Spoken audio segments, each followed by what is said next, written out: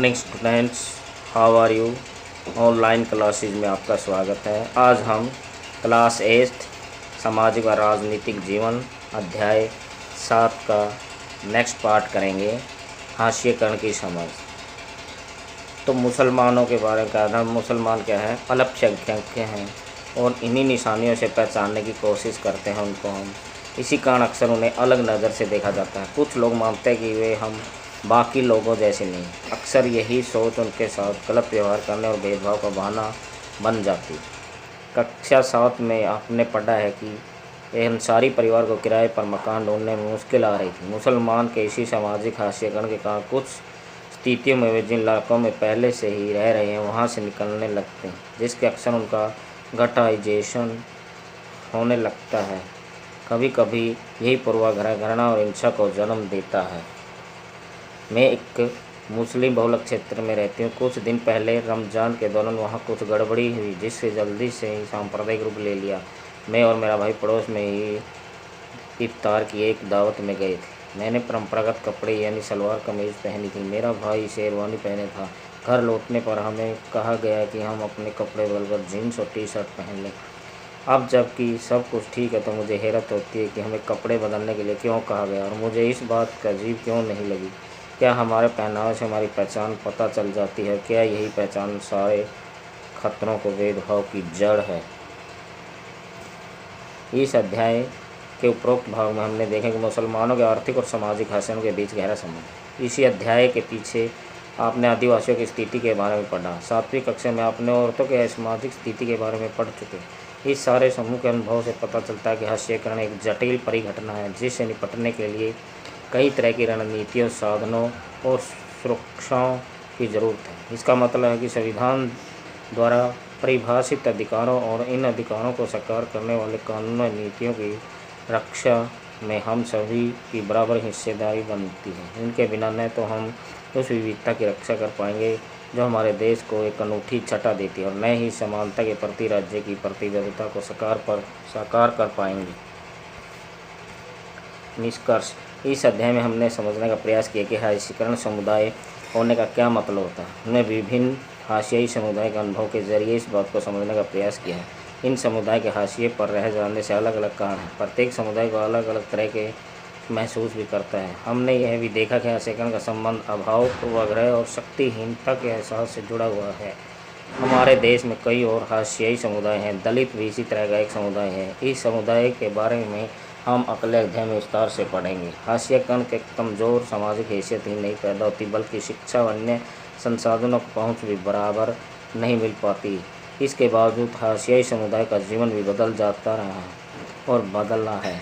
कोई भी हमेशा एक ही तरह के हाशिए पर नहीं रहता। अगर हम हाशिएकरण के इन उदाहरणों को ध्यान में दे पाएंगे कि इन दोनों समुदाय के पास भी संघर्ष और प्रतिरोध का एक लंबा इतिहास रहा है। हाशियाई समुदाय अपनी सांस्कृतिक विशिष्टता बनाए रखना चाहते हैं और साथ ही अधिकारों, विकास और अन्य अवसरों में बराबर हिस्सा चाहते हैं। अगले अध्याय में आप इसके समूह के हाशिएकरण का मान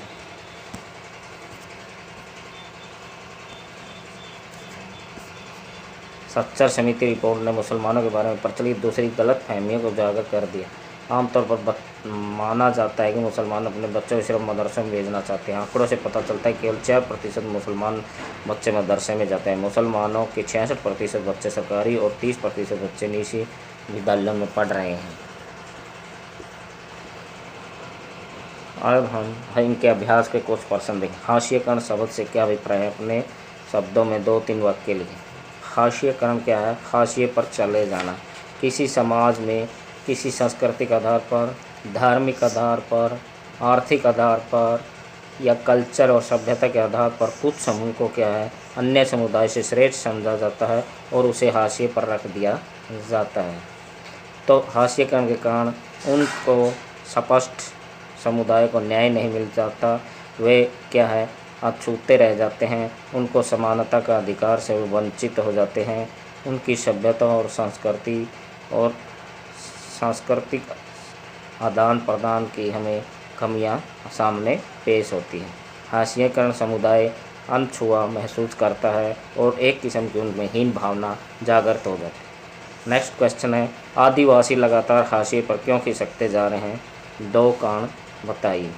पहले समय था कि राजे महाराजाओं के समय आदिवासियों पर डिपेंड होते थे। आदिवासी राजे महाराजाओं के लिए क्या करते थे, जंगली उत्पाद यानी गोंद, जंगली उत्पाद, हाथी दांत, हाथी जो राजा किसान के सवारी होते थे आदि पेश करते थे, उससे संपर्क होता था। लेकिन आधुनिक युग होने से, पैसे की मांग बढ़ने से, खेती, कारखाने, रेल यातायात, परिवहन, उद्योगों के कारण हम आदिवासियों को क्या है, उनका अधिग्रहण कर रहे हैं, ज़मीनों का अधिग्रहण कर रहे हैं, बांधों को बढ़ाने के लिए उनका आवास प्रवास नष्ट किए जा रहे हैं। इसलिए आदिवासी क्या हैं, हमारे से हाशिए पर खिसकते जा रहे हैं और उनकी सभ्यता और संस्कृति को भी क्या है, खतरा हो गया है। वे हम हमारे समाज का हम उन्हें मुख्य भाग नहीं जोड़कर देख रहे, उनकी अनछुआ मानते हैं, असभ्य जाति मानते हैं, लेकिन वास्तव में ऐसा नहीं है। वे भी इस कल्चर और सभ्यता के अंग हैं। आप अल्पसंख्यक समुदाय की सुरक्षा के लिए संवैधानिक सुरक्षा क्यों महत्वपूर्ण है? आपने देखा होगा कि मुसलमान जैसे भारत में क्या है, 8 धर्म है। हिंदू धर्म क्या बहुसंख्यक है, लेकिन अन्य धर्म अल्पसंख्यक है। जो अल्पसंख्यकों और बहुसंख्यक शोषण करता है तो वहाँ संवैधानिक सुविधाओं का क्या है, अभाव होता है। जब तक संवैधानिक सुविधाएं प्रत्येक वर्ग को कानून के अनुसार समान नहीं होगी, तब तक अल्पसंख्यक समुदाय की क्या है, समानता निश्चित नहीं कर सकते। इसलिए अल्पसंख्यकों की सुरक्षा के लिए हमें क्या है, संवैधानिक प्रावधान जरूरी हैं जो उनके हितों, उनकी संस्कृति, उनके कल्चर, उनकी सभ्यता को बढ़ावा दे और समान कानून के अनुसार क्या है, सबके साथ न्याय करें। तभी अल्पसंख्यकों के हित संविधान के अनुसार सुरक्षित रह सकते हैं। अल्पसंख्यक और हाशिए कण वाले हिस्सों को दोबारा पढ़े। अल्पसंख्यक शब्द से आप क्या समझते? अल्पसंख्यक क्या होता है, जो थोड़ी मात्रा में हो।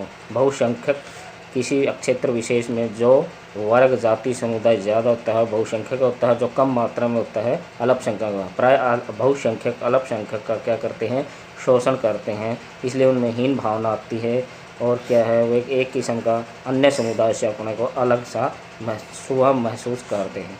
हाशिएकरण भी क्या है, किसी कल्चर, आर्थिक, सामाजिक, सांस्कृतिक दृष्टि से किसी जातियों को हम क्या है, एक समुदाय को हाशिए पर रख लेते हैं, उसे दूरी बना लेते हैं, समाज का अलग पार्ट समझ लेते हैं।